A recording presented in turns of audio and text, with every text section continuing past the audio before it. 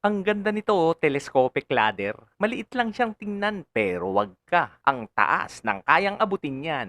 Isang linggo ko nang gamit to araw-araw dahil ako ay nagdi-DIY, nagpipintura ako ng bahay. Kaya ngayon ko lang idinemo dahil sinigurado ko lang na ito ay matibay. Basta't siguraduhin lang na tama ang gamit. Meron itong 15 steps. Ang maximum height nito, umaabot ng 6 meters. Eto na yung pinakamataas na mabibili mo sa online store. Kayang-kaya mong gamitin ito kahit mag-isa ka. Tungtungan mo lang yung nasa lower step, hatakin mo yung step from top to bottom. Isa-isa, pero siguraduhin mo na nakalock ang kanyang black switch. Dapat nakasagad yan, pantay sa dugtungan. Magkabila yan, checkin mo bago mo itaas yung susunod na step. Huwag mong gagayahin yung napapanood sa video na diretsong hinatak pataas. Ang mga step, naghahanap ng aksidente yun. Tulad nitong isa na to. Yung isa hindi pa nakalak, samantalang yung isa nakalak na. Hatakin mo lang ang rod pataas hanggang sa mag-lock.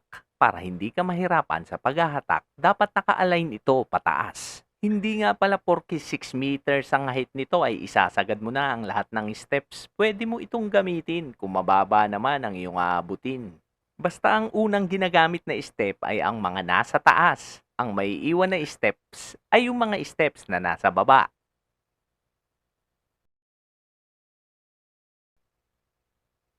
For example, ganitong height lang ang kailangan ko. Meron pa akong natirang 4 steps. Sagad natin para makita nyo kung gaano ba kataas ang 6 meters.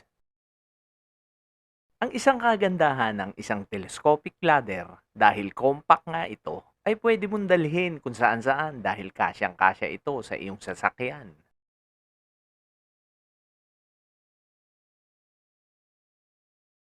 Ganyan kataas ang 6 meters, kaya mong magpintura ng dalawang palapag.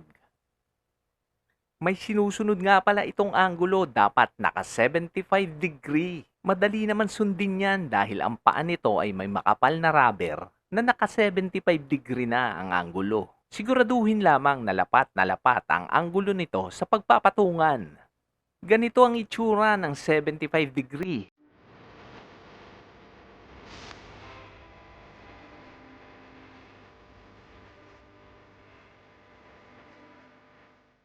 Sa pag-akyat, dapat dahan-dahan lang dahil medyo maalog ito.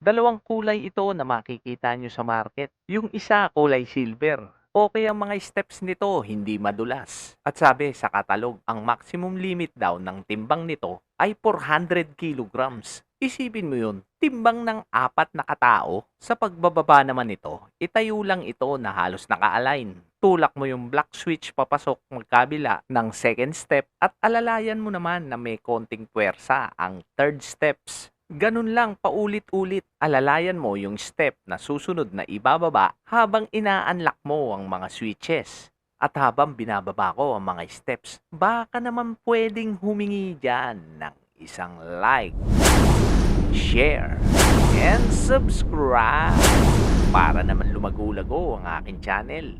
Alam nyo ba mga boss, ito ay nabili ko lamang sa halagang 2,600 pesos sa Shopee. At sa tingin ko nga, return of investment na ito. Dahil malaki-laki na rin ang area na aking napinturahan na dati ay hindi ko naaabot, kaya pinauupa ko na lang. Remember, kung mababa lang ang aabutin, laging susundin ang 75 degree rule.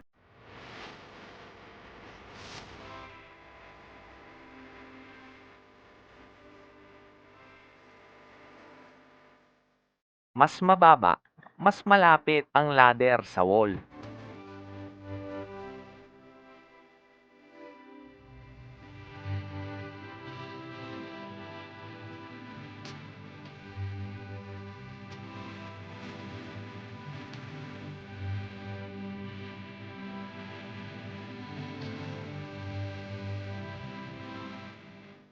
Pangbigat nga pala nitong ladder ay 16.5 kilogram.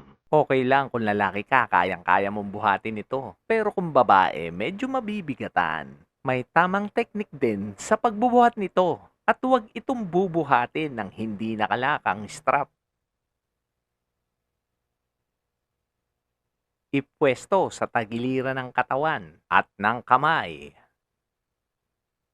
Promise, gumagaan siya pag ganito ang buhat mo. Kung may mga katanungan kayo mga boss, feel free at huwag mahiyang magtanong sa comment section. Hanggang sa susunod na mga tips!